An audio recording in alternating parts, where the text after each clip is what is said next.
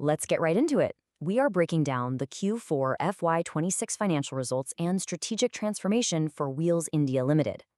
In this explainer, we're evaluating a critical transition. We're looking at exactly how a traditional steel manufacturer is aggressively pivoting into a high-tech, diversified engineering entity. Here is our equity research framework for today. First, the Q4 FY26 earnings catalyst. Second, the Wheels India pivot. Third, the EV ecosystem and moat. Fourth, structural market tailwinds. Fifth, leverage and macro risks. And finally, the chronology of execution. Let's dive in. Section 1, Q4 FY26 earnings catalyst. Driving the recent 6.5% uptick in the stock is the release of these latest earnings, which is acting as the immediate market driver for our review today. Looking straight at the bottom line, the company reported a super resilient 15% year-over-year growth in profit after tax. That demonstrates clear, quantifiable bottom-line strength in their current fundamental state. But crucially, you gotta realize, this profit surge wasn't just some domestic fluke. It was heavily driven by a massive 22% surge in export volumes. This is direct validation of management's 3-year global-first strategy, a strategy designed specifically to hedge against domestic market cyclicality. Section 2, the Wheels India pivot.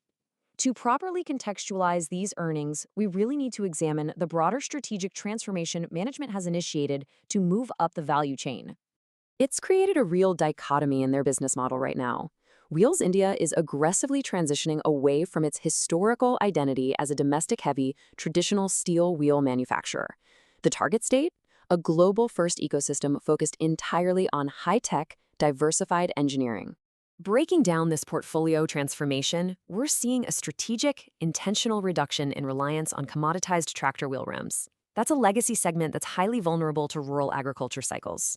Instead, the focus is shifting toward modular assemblies, hydraulic cylinders, and air suspension systems. And the kicker? These high-value components target North America and Europe, providing a really aggressive hedge against domestic slowdowns.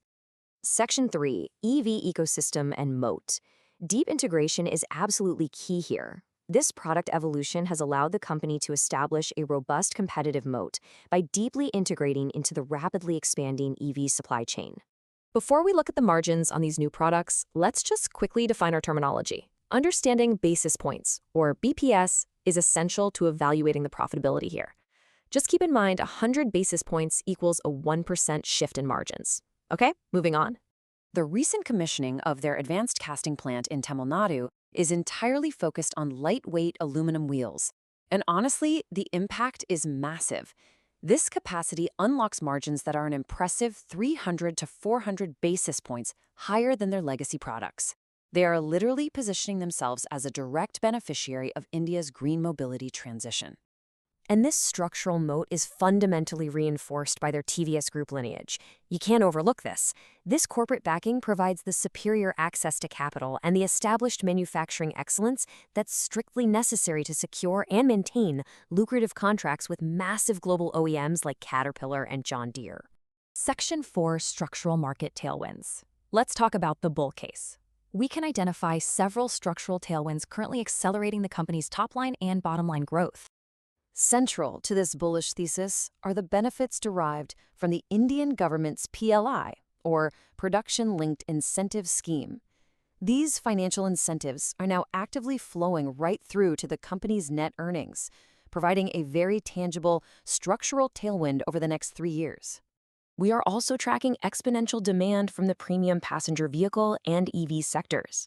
When you combine that demand with stabilized global aluminum and steel prices, plus those PLI benefits we just talked about, these tailwinds have pushed exports to a record 30% of total FY26 revenue. Simply put, the business is effectively executing its global de-risking strategy. Section 5, Leverage and Macro Risks. Now for the bear case. Objective equity research requires balanced scrutiny, so we have to take a strict look at operational vulnerabilities and persistent balance sheet leverage.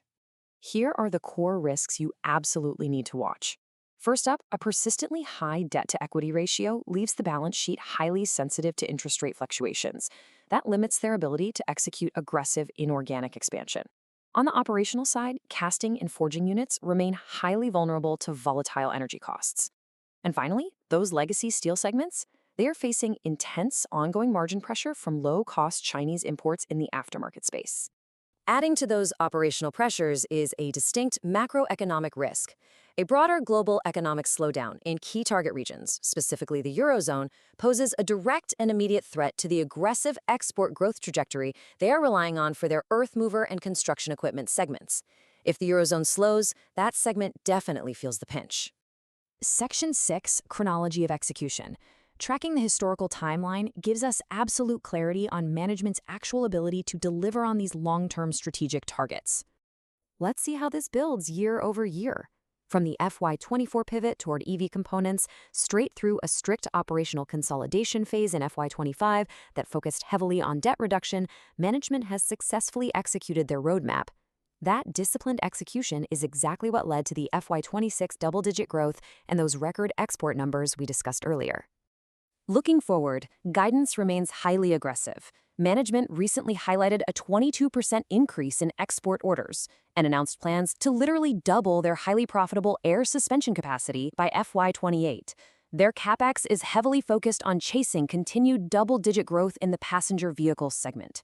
Which brings us to the ultimate question. Can Wheels India's high-tech EV pivot sustainably outpace the persistent risks of its high-leverage balance sheet?